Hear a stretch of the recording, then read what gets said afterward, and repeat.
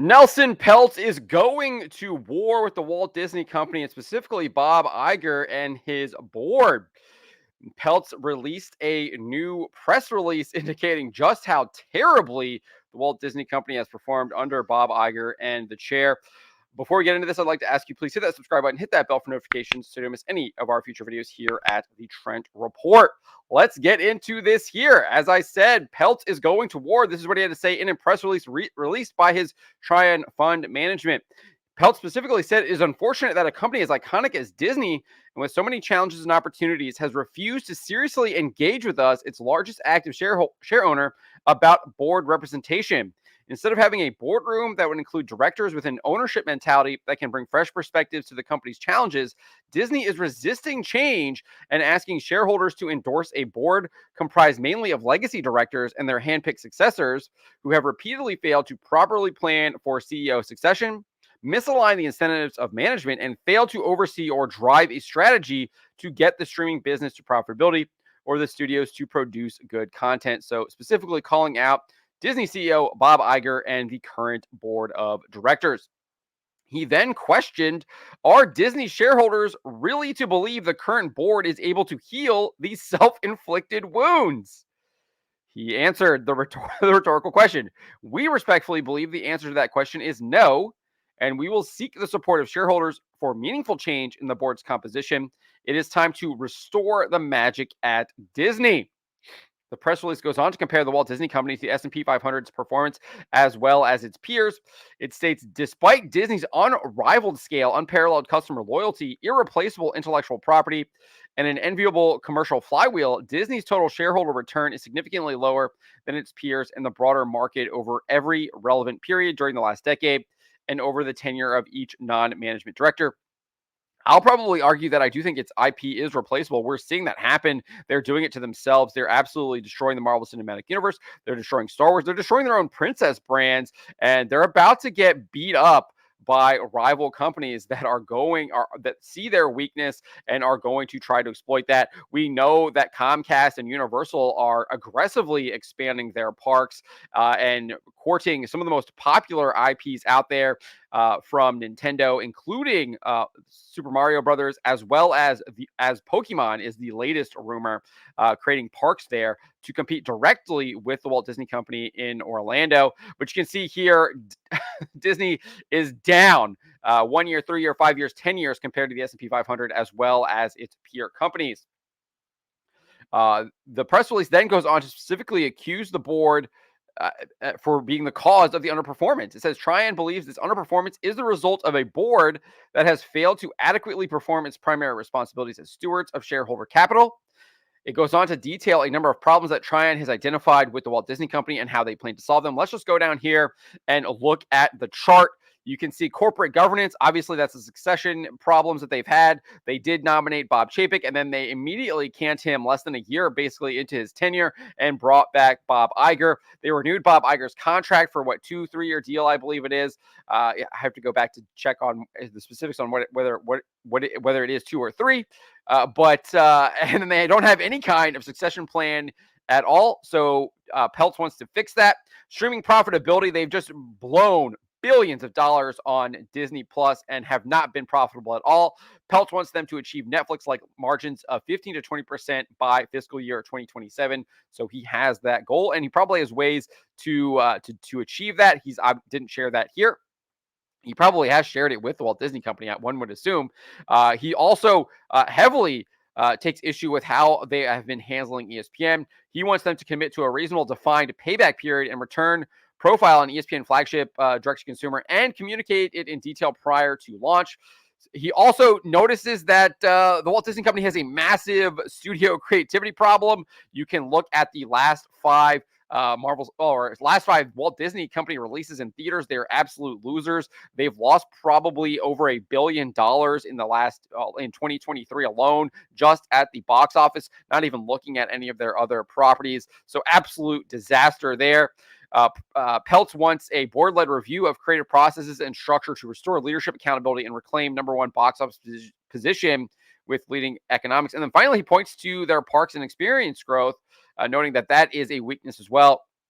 He wants to execute a clear vision for parks targeting at least high single digit operating income growth to ensure adequate returns on the approximately $60 billion that they said they were going to be investing, which most of that seems to be overseas, not here in the United States of America, where they probably do need to do some significant investing.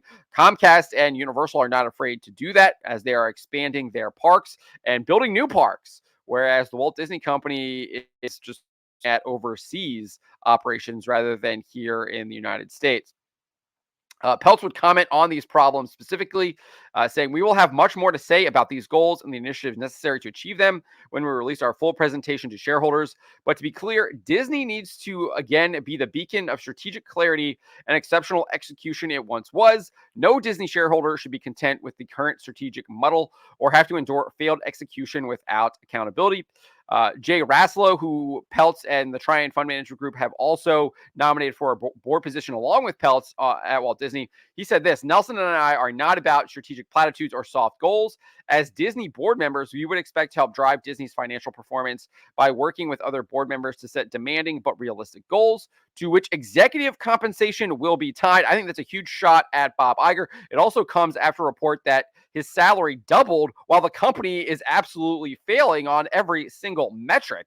So the dude's getting paid out the nose and he's not actually providing any benefit to the company except to sabotage it.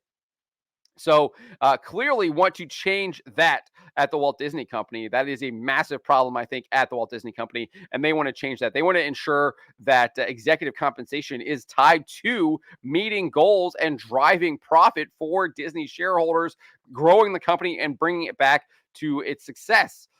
So Rasulo goes on to say, and provide rigorous oversight to help ensure accountability for operational execution and capital allocation.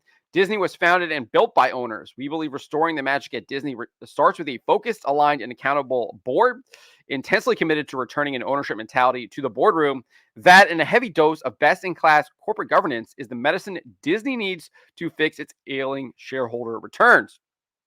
So they didn't stop there. Peltz mentioned Restore the Magic. Well, they launched a Restore the Magic website, which takes issue with the Bob Iger and his board. You have this nice little bar graph here showing how Disney has underperformed the S&P 500 as well as Disney's selected media peers, noting that Disney shareholders are not getting the return they probably should have if they had invested in other companies or just invested in the S&P 500 rather than in the Walt Disney Company. Then you have this here. I think this is probably one of the most damning little charts they have.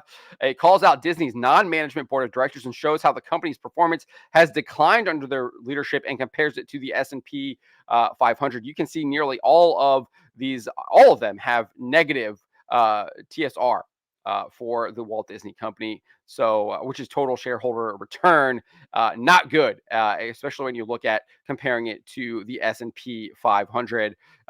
It's pretty damning. And then you have this here. I think is a big point here. It talks about the actual board and how much they have invested in the company compared to Trian's holdings. So obviously, you have the non-management directors hold less than $14 million or approximately $14 million in shares. Bob Iger has around $19 million.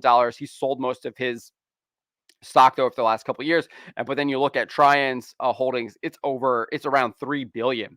So they are not pleased with the Walt Disney Company and the way it's been managed, and they don't think that the people that are managing it are really invested in the company because they don't have they don't have the stock in the company that Nelson Peltz and the Trian Fund have.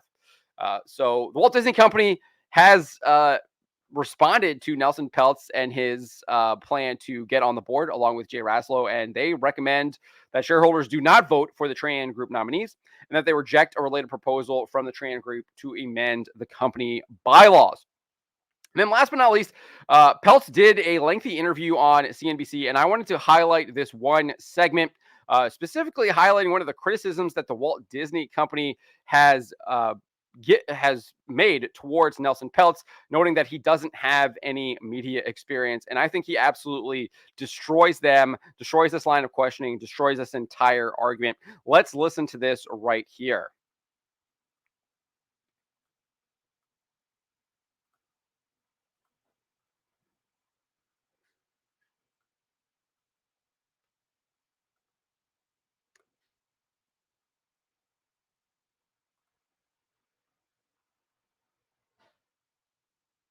By the way, they said I have no media experience. I don't claim to have any. But I would tell you, I don't think they have much media experience. They broke a record this year. You know that the last 5 movies in a row were losers. Now, if Yeah. that comes with media experience, I want a guy who doesn't have a media experience. So Mic drop moment right there. Absolutely obliterated them. If you have media experience and you're producing the losers that the Walt Disney Company is producing, such as the Marvels, such as Elemental, why would you want someone with media experience when you're just producing just absolute bombs, box office bombs, every single time you're making a movie? And it doesn't look like you're going to improve that anytime soon. Uh, it's hard to argue with what Nelson Peltz is saying here. The people that supposedly have media experience are clearly not they're not showing it. They're not showing that they have media experience. They're not showing that they can produce results. And Peltz is saying, hey, maybe it's time for some fresh blood. Maybe I can give a different perspective and I will bring results. So he is going to war with the Walt Disney Company, and it doesn't look like he's not willing to compromise at all. He's sick and tired of playing the games that Bob Iger was seemingly playing with him, and he's ready to make moves. He's tired of them kind of just throwing away his money, destroying the stock value, and ultimately destroying the company. But let me know what you guys make of Nelson Peltz's declaration of war against Bob Iger and the Walt Disney Company's board of directors. Remember to always be charitable, but to always speak the truth.